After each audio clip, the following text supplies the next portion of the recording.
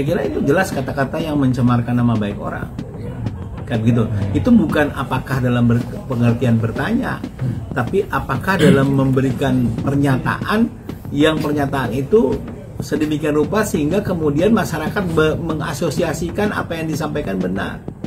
Menggiring ya, menggiring opini, menggiring orang untuk berpendapat seolah-olah apa yang dia tanyakan itu benar. Apakah Novi seorang pelacur? Kalau dia sampaikan itu di muka publik, maka sebenarnya dia sedang menuduh saudara Novi melakukan prostitusi, kan begitu? Atau setidak-tidaknya dia bermaksud agar masyarakat berkesimpulan saudara Novi adalah prostitute girl, kan gitu. Jadi konteks kalimat seperti itu tidak bisa dikatakan bahwa itu pertanyaan, tapi itu pernyataan yang menggiring.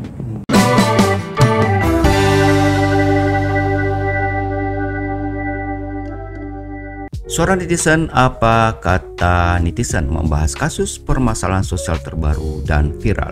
Ini penjelasan pakar hukum pidana. Apakah kalimat tanya Alvin Lim bisa terkena pidana?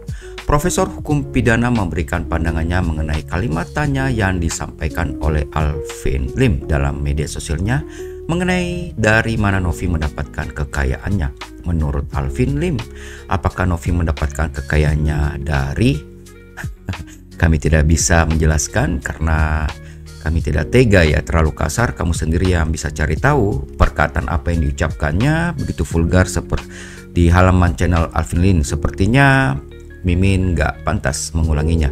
Menurut dia kalimat ini kalimat tanya, jadi Alvin Lim tidak bisa dipenjara karena dia menanyakan katanya. Apakah benar demikian? Lalu apa kata netizen? Baik, sebelum kita melihat apa kata netizen, apa pendapat mereka, suara netizen, suara Anda, suara kamu, kita simak dulu video berikut ini.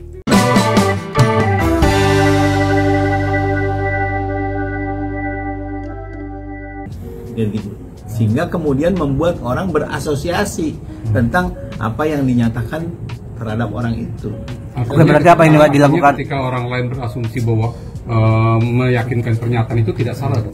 Bukan, kemudian orang lain berpandangan bahwa yang bersangkutan seperti apa yang dinyatakan, itu orang lain itu tentu terbawa dari pernyataan yang bersangkutan. Pernyataan itu yang kemudian menjadi persoalan, bukan kemudian apa yang ditangkap oleh orang lain, kan? Jadi pencemaran nama baik itu adalah apa yang orang nyatakan. Yang dilihat secara normatif, hal itu dapat mencemarkan nama baik dan kehormatan seseorang. Gitu.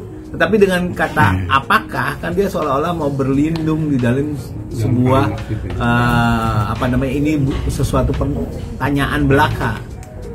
Kalau pertanyaan kan ditujukan kepada seseorang, ya disampaikan langsung di depan orang itu, mungkin pertanyaan itu, apakah saudara dalam keadaan sehat? Ada orangnya di situ, tentu itu pertanyaan.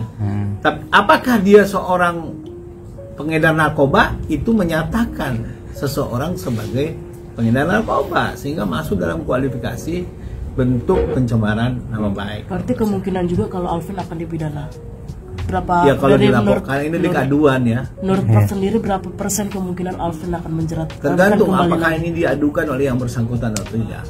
Karena apa yang dirasakan orang tentang hal ini itu relatif. Sudah diadukan terus. Ya. Jadi kalau saya dinyatakan seperti itu, saya nggak akan ambil pusing. Karena bagi saya itu orang iseng, misalnya begitu. Tetapi orang lain bisa jadi itu merupakan sesuatu yang menyinggung dia, maka dia membuat pengaduan. Karena ini delik aduan toh.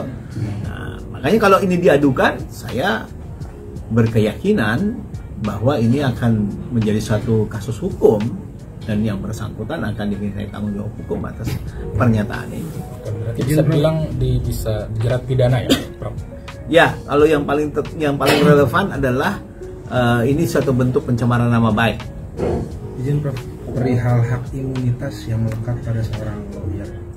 Nah, dalam pandangan profesor, apakah seorang lawyer bisa menyatakan hal-hal di luar konteks ataupun seperti tadi, apakah Novi seorang prostitution girl itu? Ya, advokat itu memiliki imunitas sejauh pernyataannya itu disampaikan dengan etikat baik. dalam rangka pembelaan kliennya di dalam maupun di luar pengadilan. Jadi problemnya adalah apakah dilandasi oleh etikat baik atau tidak. Kayak begitu. Kira-kira orang yang punya etikat baik nggak ngomong di muka publik tanpa hadirnya orang itu? Kalau saya mengangkat bukan orang yang beretikat baik gitu. Saudara semua ini punya etikat baik. Datang ke sini bertanya kepada saya menjelaskan. Kalau orang bikin kalimat tanya di muka publik orang yang nggak ada, kira-kira dia bermaksud bertanya kepada orang itu apa mau menyatakan terhadap keadaan orang itu? Serangan ya. Saya kira itu suatu bentuk serangan terhadap kehormatan dan nama baik orang gitu. Jadi itu tidak termasuk satu hal yang dapat dilindungi berdasarkan undang-undang advokat. Gitu. Jadi kalau dia dikasih kuasa oleh saudara Agus untuk menyelesaikan kasus-kasus ataupun pernyataan-pernyataan pihak lain yang memojokkan posisi Agus berkenaan dalam hal ini, ya dia bukan membuat statement di media atau membuat pernyataan yang diupload di media sosial. Dia datang ke kantor polisi, dia somasi orang itu, dia gugat ke pengadilan. Itulah pekerjaan advokat kan? Itu mensomasi, melaporkan polisi, menggugat ke pengadilan. Itu yang dikerjakan advokat mestinya.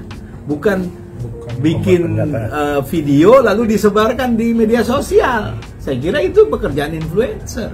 Nampaknya yang bersangkutan tidak bisa membedakan mana posisi sebagai influencer, mana sebagai advokat.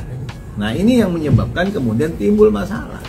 Itu bukan sebuah hal yang dapat dilindungi oleh hak imunitas seorang advokat, tindakan seperti itu. Right. Mungkin untuk ancaman hukumannya